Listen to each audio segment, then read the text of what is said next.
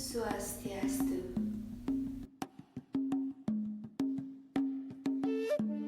Halo teman-teman, perkenalkan kami dari kelompok Silabus 5 Manajemen Perubahan Universitas Mahasaraswati Denpasar dengan anggota kelompok yang terdiri dari yang pertama Ida Ayu Mas Indah Primadani, yang kedua Loh Eka Jayanti, dan yang ketiga Nima Derina Aryasi. Untuk pokok pembahasan materi pada pertemuan kali ini yaitu perubahan yang harus dilakukan dalam suatu organisasi dengan pengampu mata kuliah Nimade Satya Utami SIMM. Adapun subbab dari materi pokok yang akan kami bahas pada pertemuan kali ini terdiri dari yang pertama model perubahan Lewin, yang kedua model perubahan Tyagi, yang ketiga model perubahan Kiliki, yang keempat model perubahan Barnes, dan yang kelima model perubahan Corner. Baik, saya Ida Ayu Mas Indah akan mempresentasikan materi pertama, yaitu model perubahan Lewin. Terdapat seorang ahli fisika serta ilmuwan sosial yang bernama Kurt Lewin. Pada tahun 1950-an, Kurt Lewin diajukan sebagai bapak manajemen perubahan, di mana ia secara khusus melakukan studi tentang manajemen perubahan secara ilmiah. Ia mengembangkan model perubahan terencana yang disebut dengan model Force Field Analysis. Force Field Analysis merupakan sebuah teknik untuk melihat gambaran utama yang melibatkan semua kekuatan yang berjalan sejalan dengan perubahan atau driving force dan kekuatan yang merintangi sebuah perubahan atau resisting force. Secara sederhananya, di mana kekuatan-kekuatan kecerdasan akan timbul karena adanya tekanan yang dirasakan oleh individu, kelompok, atau organisasi. Dikarenakan adanya tekanan tersebut, maka muncullah sebuah keinginan dan inisiatif untuk melakukan yang namanya perubahan ke arah yang lebih baik.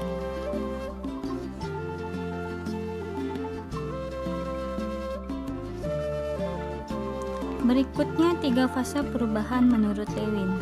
Yang pertama, unfreezing atau pencairan. Fase pertama ini di mana seseorang atau di dalam sebuah organisasi menyadari bahwa perlu melakukan adanya perubahan. Pada tahap pertama ini berfokus pada penciptaan motivasi untuk berubah. Individu didorong untuk mengganti perilaku dan sikap lama sehingga dapat mengatasi resistensi individual itu sendiri. Yang kedua, change atau perubahan. Fase ini di mana segala macam bentuk perubahan yang perlu dilakukan, dipahami dan dikomunikasikan ke semua badan organisasi.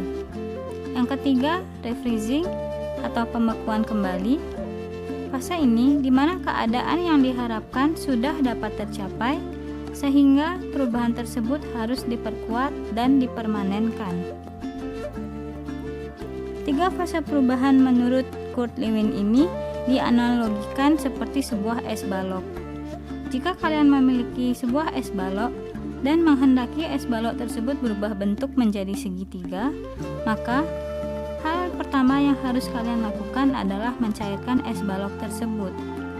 Setelah es balok tersebut mencair, lalu dimasukkan ke dalam wadah atau cetakan baru dan kemudian dibekukan kembali sehingga bentuknya sesuai dengan yang kalian inginkan.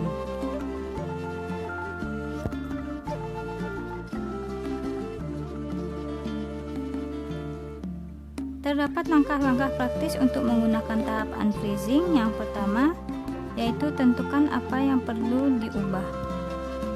Pada diri individu, yang pasti ia akan melakukan introspeksi diri terlebih dahulu, dan pada lingkup organisasi biasanya mereka akan mengadakan evaluasi secara keseluruhan mengenai kinerjanya. Yang kedua, pastikan ada dukungan kuat dari manajemen atas. Manajer perlu memahami pentingnya perubahan tersebut terlebih dahulu. Kemudian barulah melakukan edukasi kepada anggota lainnya mengenai perubahan tersebut. Proses edukasi ini memerlukan desakan dan motivasi bahwa perubahan yang dilakukan tersebut merupakan hal yang positif, mendatangkan keuntungan, serta membantu kegiatan dalam perusahaan ke depannya. Yang ketiga, terdapat mengelola dan memahami keraguan dan kekhawatiran. Manajer juga perlu memperhatikan dan mengatasi faktor-faktor lainnya yang dapat menghambat perubahan tersebut, sehingga akhirnya perubahan tersebut mendapatkan dukungan penuh dari berbagai pihak. Kemudian manajer perlu melakukan rencana-rencana jangka panjang atau jangka pendek yang berkaitan dengan perubahan tersebut. Yang kedua, change atau movement. Maka langkah praktis untuk menggunakan tahap change atau movement yang pertama yaitu ada komunikasikan selalu. Pada evaluasi kerja, individu dapat membicarakan kekurangan yang dirasakan di dalam organisasi tersebut. Yang kedua, berdayakan tindakan.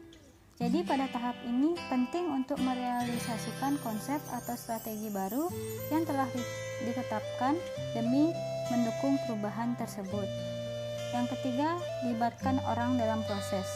Semua orang di perusahaan harus terlibat dan mendukung adanya perubahan tersebut.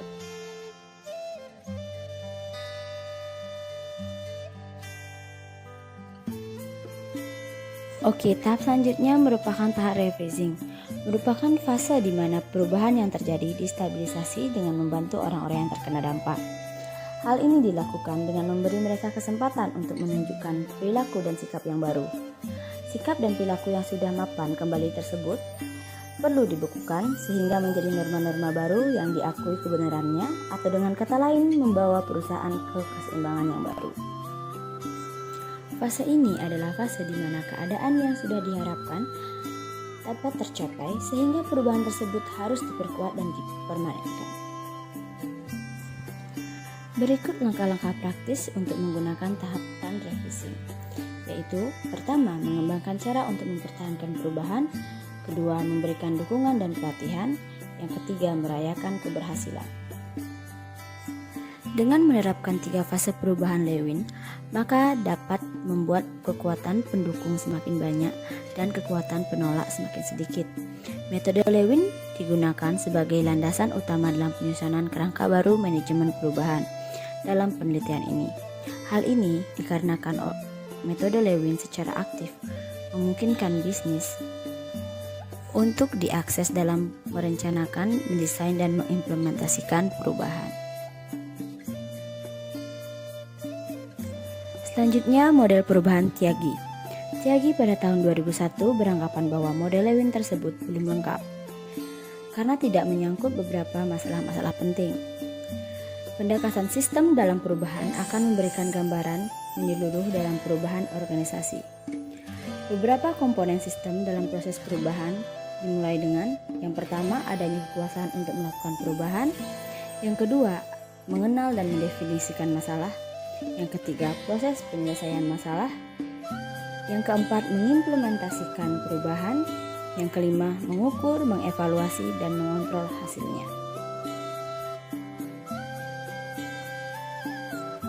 Selanjutnya, kita akan membahas model perubahan Krittner dan Knicky.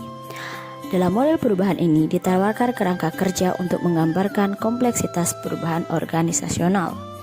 Pendekatan sistem yang dikemukakan oleh Krittner dan Knicky merupakan komponen yang terjadi atas input, unsur-unsur yang hendak diubah atau target element of change, dan output. Ketiga komponen tersebut memiliki keterkaitan antara satu dan yang lainnya. Semua perubahan yang bersifat organisasional harus konsisten dengan visi, misi, dan tujuan organisasi. Di samping itu, juga terlihat kemampuan dan potensi yang dimiliki dan meninjau ancaman dari luar dan dari dalam.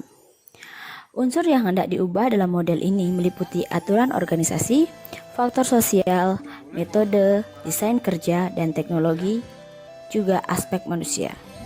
Adapun yang menjadi output dari akhir model ini adalah perubahan dalam semua level organisasi. Berikut 3 komponen pendekatan sistem Krittner dan Knicky. Yang pertama, input, merupakan masukan dan sebagai pendorong bagi terjadinya proses perubahan. Semua perubahan organisasional harus konsisten dengan visi, misi, dan rencana strategis. Di dalamnya terkandung unsur masukan internal dan masukan eksternal yang keduanya memiliki kekuatan, kelemahan, peluang, dan tantangan. Kondisi masukan ini sangat mempengaruhi jalannya proses perubahan. Yang kedua, target element of change, mencerminkan elemen di dalam organisasi yang dalam proses perubahan. Sasaran perubahan diarahkan pada pengaturan organisasi, penetapan tujuan, faktor sosial, metode, desain kerja, dan teknologi, juga aspek manusia. Yang terakhir adalah output, merupakan hasil akhir yang diinginkan dari suatu perubahan. Hasil akhir ini harus konsisten dengan rencana strategik. Hasil perubahan dapat diukur pada beberapa tinjauan baik dalam tingkat organisasional, tingkat kelompok, maupun tingkat individual. Baik, selanjutnya model perubahan Barnes. Barnes 2001 mengemukakan 3 macam model perubahan organisasional yang dikelompokkan berdasarkan frekuensi dan besaran perubahan yang terdiri dari yang pertama, the incremental model of change. Model ini berpandangan bahwa perubahan merupakan suatu proses yang berlangsung secara bertahap.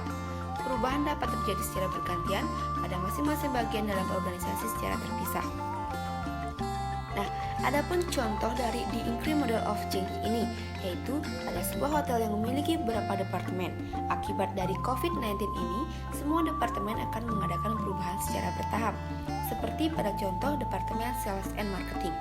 Mereka akan mengadakan perubahan pada program promosi yang mereka miliki, guna untuk mendorong tamu agar mau menginap di hotel.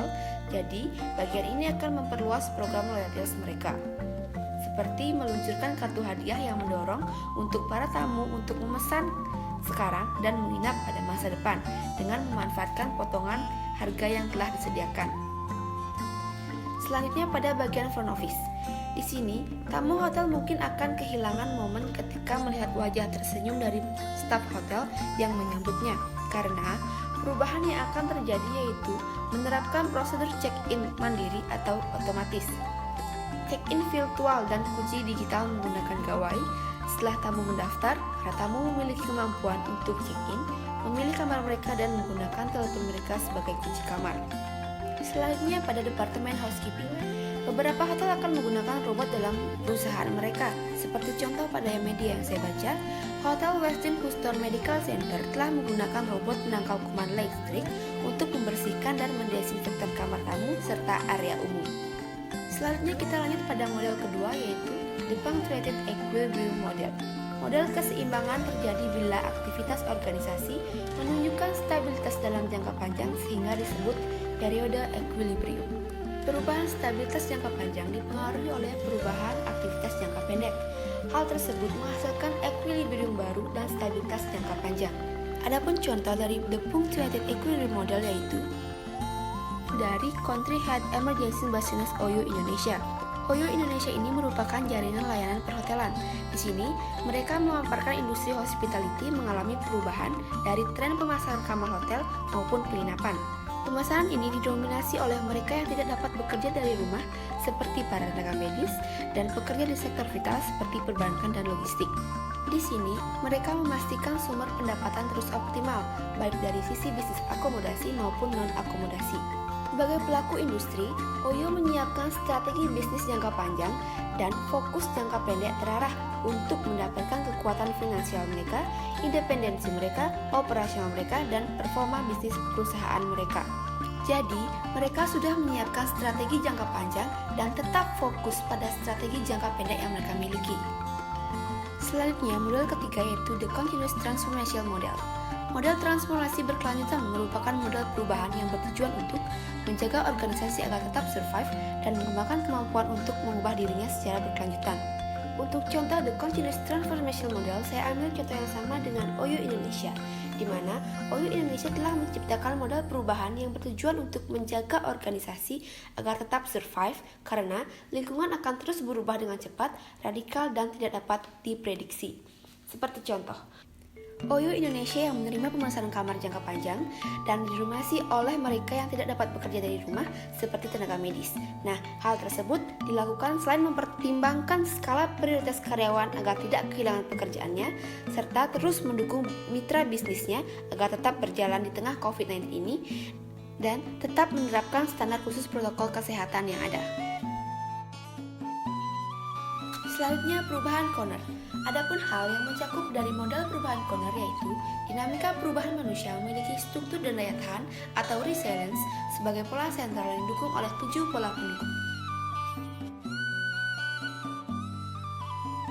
Adapun 7 pola pendukung yang terdapat pada dinamika perubahan manusia dalam model perubahan Conner yaitu yang pertama, sifat perubahan atau the nature of change, yang kedua, proses perubahan atau process of change, yang ketiga, peran perubahan atau role of change, yang keempat, menolak perubahan atau resisting change, yang keenam, terikat pada perubahan atau committing to change, dan yang terakhir yaitu bagaimana budaya mempengaruhi perubahan atau how culture influence change.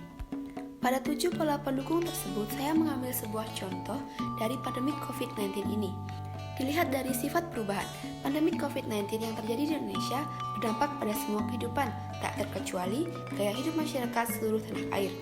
Perubahan yang mencolok terlihat dari cara orang menjalani kehidupan sosial dan menggerakkan roda perekonomian, di mana masyarakat kini sangat mengandalkan teknologi digital untuk tetap menjalani kehidupan sosial dan ekonomi di tengah kebijakan physical distancing.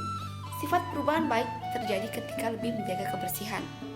Dilihat dari proses perubahan, dalam keadaan pandemi COVID-19 ini, aktivitas masyarakat lebih memperhatikan kebersihan yang ada, baik itu dari diri sendiri maupun lingkungan, dan waktu banyak dihabiskan di ranah digital seperti menerapkan pembelajaran jarak jauh atau online seperti sekarang ini.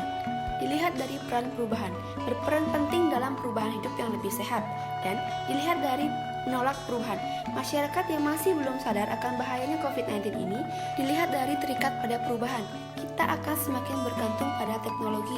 Platform digital menjadi satu-satunya cara bekerja bagi kebanyakan orang, selain untuk berolahraga, mendapatkan pendidikan, dan menikmati hiburan. Dilihat dari bagaimana budaya mempengaruhi perubahan. Nah, di sini budaya selalu menjaga kebersihan seperti menggunakan masker, mencuci tangan akan mempengaruhi budaya yang lebih baik untuk kita. Dan yang terakhir, dilihat dari pentingnya tim kerja yang sinergis. Di sini, seluruh masyarakat mentaati protokol yang telah ditentukan demi keselamatan kita bersama untuk segera membebaskan Indonesia dari COVID-19 ini. Baik, selanjutnya kita melangkah pada sesi tanya jawab di mana kita akan mengajukan 3 pertanyaan kepada audiens, yaitu yang pertama, jika dalam moda perubahan kreatif dan kliniki, salah satu komponen dilangkahi, apa yang akan terjadi? Yang kedua, dalam model perubahan Lewin terdapat fase unfreezing, movement, dan refreshing.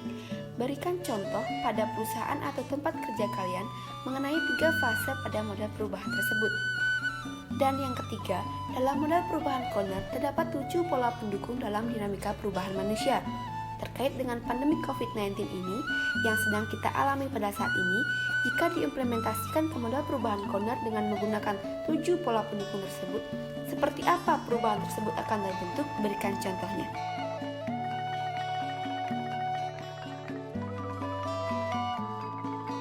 Baik, sekian pemaparan materi yang dapat kami sampaikan dari kelompok silabus 5 yang telah membahas mengenai modal perubahan yang harus dilakukan dalam suatu organisasi. Jika ada kekurangan materi ataupun kesalahan penyampaian, kami mohon maaf dan kami tutup dengan Parama Santi. Om Santi Santi Santi Om.